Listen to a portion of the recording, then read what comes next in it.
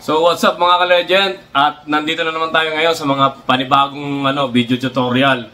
So, ang isang araw, nag-upload ako ng video na mag-upload tayo ng mga alarm ng 30RB Aquasnap Air-Cooled Scroll Liquid Chiller. So ngayon, mag-upload tayo ng isang video ng alarm ay compressor motor temp too high. So mga ka-legend, bago ang lahat, shoutout nga pala sa kapatirang Tauga Mapi, Triskelion, salute mga tol. At sa ating mga kuya, ang The Fraternal Order of Eagles, Yakap, Philippine Eagles. So mga kuya, mabuhay po kayo. Shoutout din sa aming club, ang Marcelo Green Royal Eagles Club. At ang aming mother club, ang Veritas Fraternitas Royal Eagles Club. NCRS Region, The Fraternal Order of Eagles, Yakap, Philippine Eagles. So, mabuhay po kayo mga kuya. So, mga kuya tol, mga KT. So, salute sa inyo. So, shoutout din sa Legend 8. Shoutout sa inyo. Borok 3, Santo Niño Chapter, Triskelion. Salute. Shoutout din sa Sitio Fatima Community Chapter. Shoutout nga pala sa mga tumatangkilik ng aming mga video tutorial. So salamat sa inyo. Dahil sa inyo, nagkakaroon kami ng kumpiyansa na gumawa pa ng mga video dahil sa mga comment ninyo. Yon. So ito na yung pinakahihintay ninyo, yung mga alarm na sinasabi natin na mag-upload tayo ng mga alarm. So unang pa lang to, upload yung compressor motor temp too high. So tara mga ka-legend, simulan na natin to.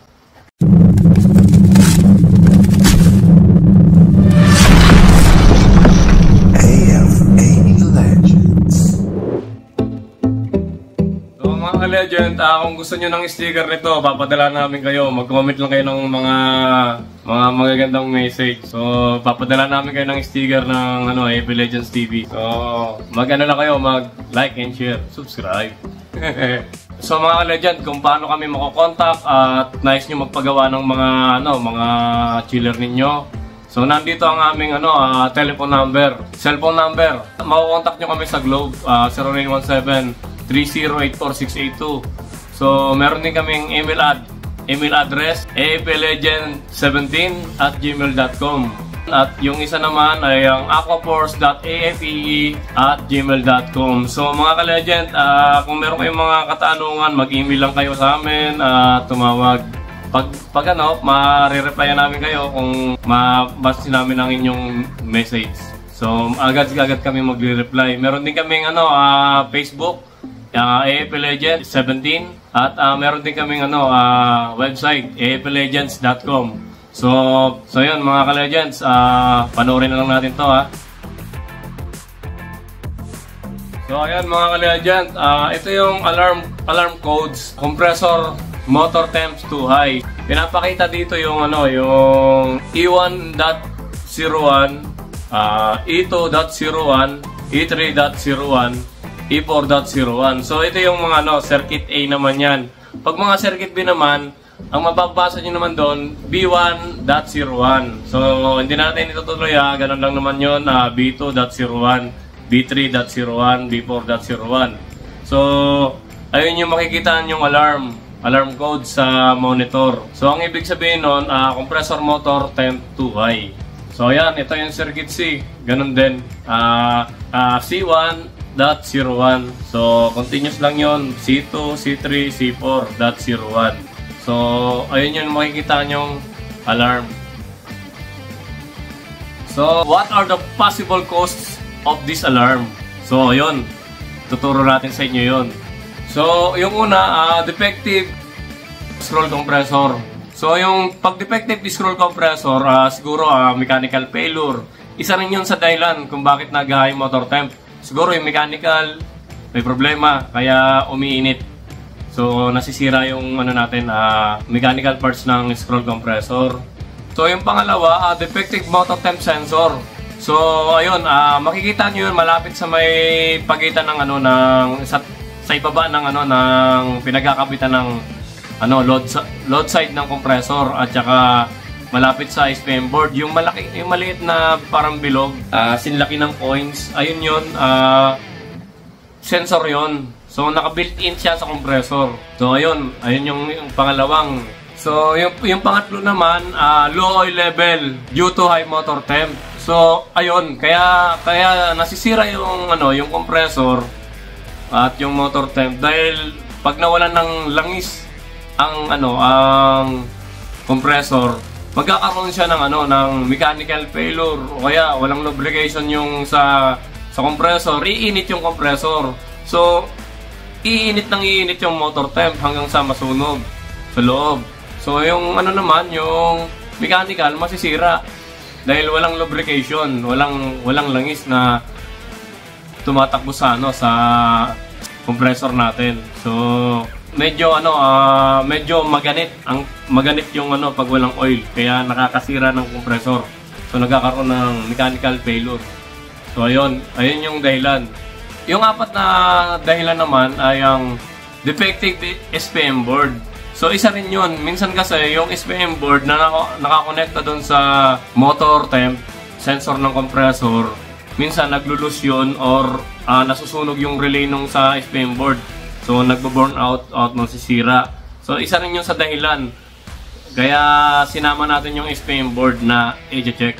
So mga ka-legend, yung panglima namang dahilan ay ang improper refrigerant charge. Minsan kasi pag kulang yung karga mo or sobra yung karga mo, nagkakaroon ng problema yung sa compressor. Lalo na pag na-overcharge ka, mag-high pressure, high temperature. So pag nag-high pressure ka, high temperature ka, maapektuhan din yung motor temp.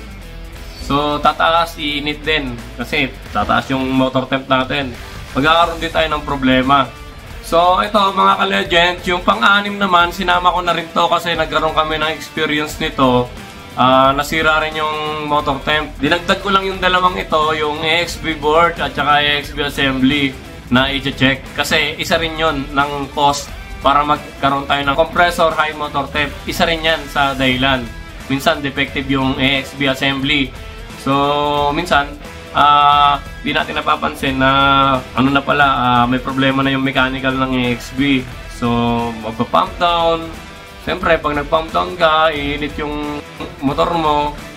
Tapos pag sobrahan naman sa bukas ng opening ng naka 100% lagi, nagkakaroon ng mechanical failure sa compressor, nagpa-flooded. So pag nag-flooded siya, nagkakaroon ng ng problema sa compressor.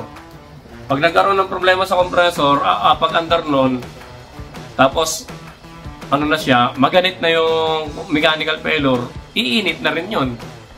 Kasi wala na siyang lubrication, natuyuan na rin ang langis. So isinasama ko rin yan based on my experience. So yung pangpito mga ka-legends, faulty wiring. Minsan may loose communication or hindi na kumakapit yung connection dun sa motor temp at saka sa SPM board or sa iba pang mga connection. So kailangan natin talaga i-check yung mga faulty wiring. So ayan mga ka-legend, ayun yung yung pitong root cause kung bakit nagkakaroon ng compressor motor temp too high. So ayun yung mga naging problem. So mga ka-legend, what are the action will be take for this alarm? Yon. So gagawa natin ng mga solusyon kung paano natin i-resolve at magagawa, di ba? Yung una, replacement of scroll compressor. Dahil nga may problema yung compressor mo, papalitan natin. Yung motor temp sensor naka-built-in sa compressor. Kaya hindi siya repairable, naka-built-in siya. Kasi pag re-repair mo siya, siguro dadalhin sa factory ng Danfoss. Pero ito hindi na re-repair. Kaya ang ginawa namin noon, pinalitan na namin ng compressor. So ayan, replacement of scroll compressor. So yung pangalawa naman, check compressor oil level at sight glass or change oil entire system. So mga ka-legend, nung pinalitan natin ng compressor yan, di ba yung sa pangalawa, mababa yung low oil level. So, hindi ka pwedeng magdagdag lang ng oil. So, ang ginawa natin dyan, change oil namin yung buong circuit. Kasi, damay-damay yan, meron yung equalizer sa likod. So, yung E1, E2, E3, E4, B1, B2, B3, B4, C1, C2, C3, C4, may mga connection yun sa likod na equalizer. Kaya ano yan, pag nag-change oil ka, lahat natapon ng oil. Kasi, meron siyang equalizer sa likod. So, change oil lahat. So, at saka i-check natin yan, yung oil level switch. Kailangan, yung oil level mo sa sight glass, kailangan naka 3.8 ka pag nakapatay. Pag running ka naman, siguro makikita mo dyan 1/2. So, hanggang doon ka lang, 1/2, 3.8. Ayan yung normal na level ng, ng scroll compressor. Hanggang doon lang tayo, mga ka-legend. So, ayan, nag-change oil tayo dyan. So, mga ka-legend, pag nag-change oil kayo ng, ng 30 RB chiller, so, ipapump down nyo yung yung system para mawala ng pressure doon sa compressor. So, unang-una mo, isasarado mo yung liquid line. So, magpa-under ka ng isang compressor. So, pag under ng isang compressor, hihintayin mong mag-zero. O, magtira ka lang ng mga 5 to 3 PSI. Huwag natin isi-zero, magtira lang tayo ng konti. So, pag nagkaroon na pump down na yan, na zero na, tsaka mo naman isasarado yung discharge valve. So, yung discharge valve, sasarado yon. And then, pagkatapos nun, re-release natin yung konting natira. Siguro, singaw na lang yun, vapor na lang yun. Pagka-release natin, itatapon natin yung, yung existing. So, pag-release natin ng 5 PSI, sasama na yung doon, yung oil na natira. Meron yan sa compressor, yung pinakababa. Tatanggalin nyo lang yung cap, yung takip nung sa may access valve. Doon may kakabit yung yung hose or na lang, siguro tubo. Kasi sisirit naman yon diretso sa sa valve o timba kung meron kayong lagayan, mga container.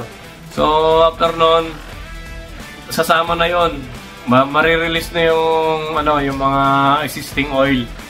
So ayun, pag natapos nyo nang ma-release yung oil nun, meron naman yun sa sa pinakataas, ay doon ka naman magkakarga, charging point ng oil. So ang ginagawa namin dyan, minsan, nagpa-vacuum na kami para mahina yung pagbomba namin ng sa oil hand pump. Yung pasok ng langis, mabilis kasi bina-vacuum. Hihigupin na yung langis namin, papasok na sa compressor, and then sasabayan namin ng bomba para mabilis. So pag natin umokay na, i-check na natin yung sa sight glass. So kailangan nakapatay tayo, ang makarga natin 3.8 lang yung level. So ayun mga ka-legends, yun yung pag-change oil. Yung cause ng compressor motor temperature is too high, isa rin yung kulang sa karga or sobra sa karga. So, ang ginagawa natin dyan, re-process o recondition. So, ayan. Kasi yung 410A, hindi mo, pag nakulangan ka sa karga niyan or sumobra ka, hindi mo siya pwedeng kargahan lang. Kasi ang refrigerant na 410A ay combine siya ng R125 at saka R32. So, pag nagkaroon ng leak, dahil combine nga siya ng dalawang refrigerant, unbalance na yung yung refrigerant. So kailangan i-reprocess mo siya, recondition ng system. So ayan.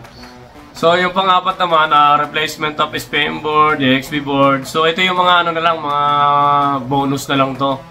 So, ano lang to extra, yung replacement of SPM board, AXB board, ay AXB assembly.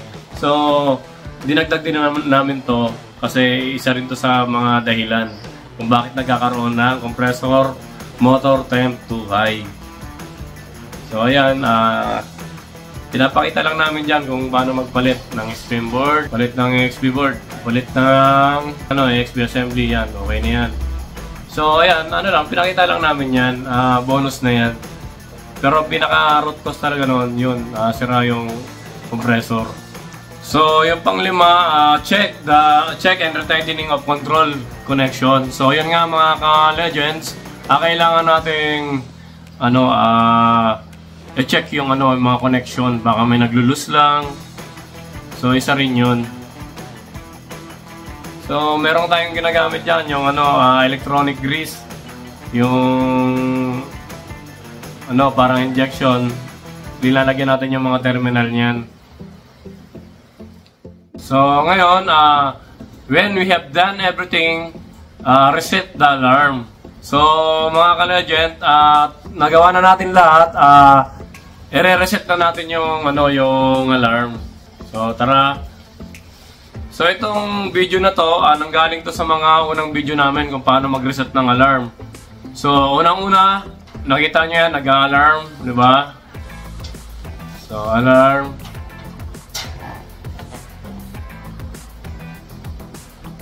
So, ayan. So, i-scroll lang natin yan ng down. I-down lang natin yan. Pupunta tayo sa alarm. So, ayan. Pindutin nyo lang yung down. Yan, down. So, yung pointer ng pula hanggang sa makapunta doon sa alarm. So, yun. So, enter lang natin yan. Then, alarm.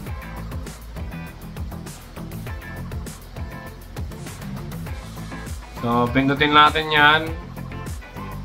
So, ayan, yung alarm.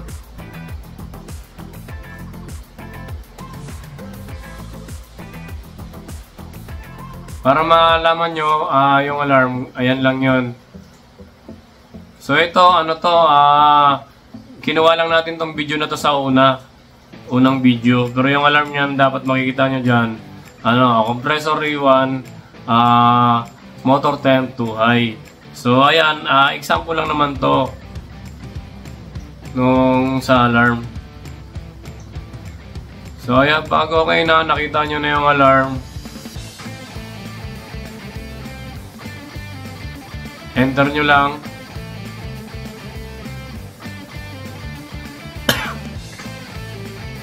So, ayan, alarm. Yung RALM, reset alarm yun. So, may mga password tayo dyan na ginagamit, 0111, tapos 0113, ayun lang yung ginagamit na dyan, na password. So, ayan.